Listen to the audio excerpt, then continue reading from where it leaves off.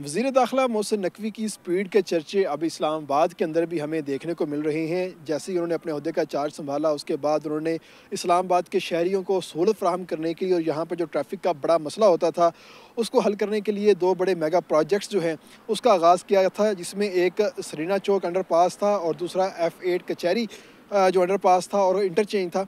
इसकी जो है उन्होंने ख़ुसूसी तौर पे मंजूरी दी थी और 42 दिन के अंदर ही यहाँ पर जो रिज़ल्ट है वो दिखना शुरू हो चुके हैं और ये जो अंडरपास है ये मुकम्मल तौर पर तैयार हो चुका है। और ख़ास तौर पे वो तमाम ट्रैफ़िक जो कि F10 से F9 से या E11 से जिससे जना एवेन्यू के ऊपर आना होता था, वो तमाम ट्रैफ़िक जो है यहाँ से अब आसानी के साथ गुज़रती हुई आएगी और यहाँ से जना एवेन्यू पे आसानी से चढ़ जाएगी और उसको किसी भी किस्म की रुकावट का सामना नहीं करना पड़ेगा।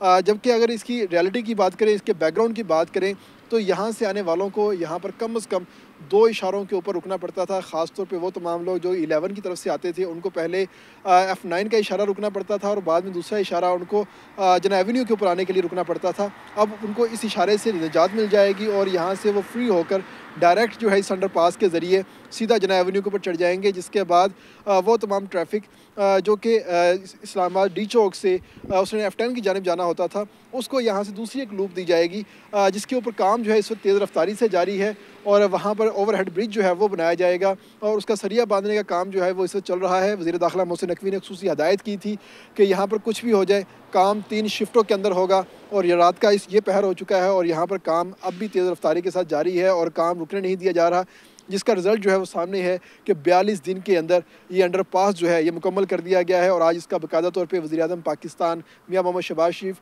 वज़ीर दाखिला मोहसिन नकवी और जो दीगर चेयरमैन CDA थे, उन्होंने यहाँ पर आके इफ्तिताह किया है और इसको बाकायदा तौर पे आम ट्रैफ़िक के लिए खोल दिया गया है। नहीं, बिल्कुल हमने तो नहीं देखा। मैं ख़ुद इस्लामाबाद का रहायशी हूँ और यहाँ पे तकरीबन पास ही रहता हूँ। इस अंडरपास के साथ ही मेरा सेक्टर है, 7F सेक्टर ही है।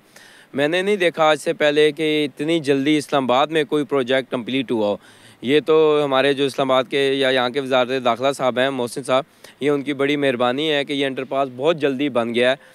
इसकी वजह से पास के हॉस्पिटल्स को भी बहुत फ़ायदा होगा। जो एम्बुलेंस आती थी यहाँ पे बहुत रश होती थी, फंस जाती थी। दोनों राइट लेफ़्ट दोनों साइड पे यहाँ पे हॉस्पिटल्स हैं और वैसे भी यहाँ पे रश बहुत ज़्यादा बन जाती थी। अब इस अंडरपास की वजह से ये रोड बिल्कुल क्लियर हो जाएगी और यहाँ पे एक ट्रैफिक का रवां हो जाएगा। बहुत खुशी हो रही है इस अंडरपास की वजह से, जो है ना, बहुत सी ट्रैफिक मतलब जो यहाँ जाम हो जाती थी वो अब जो है बिल्कुल क्लियर चल रही है। ठीक है, हम बहुत खुश हैं इस अंडरपास की वजह से।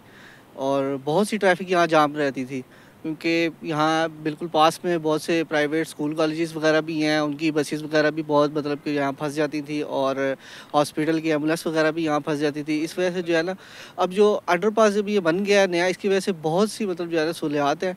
ठीक है, और जो है मतलब कि अब ट्रैफिक जो है बहुत ज़बरदस्त बेहतरीन क्लियर चल रही है। हम इस्लामाबाद के रहायशी हैं। ये मोहसिन नकवी साहब बहुत आला मनसूबा उन्होंने तैयार किया, इतनी जल्दी किया है कि वाकई मोहसिन नकवी साहब का जो नाम है नकवी स्पीड साहब, उसके हिसाब से वो काम कर रहे हैं।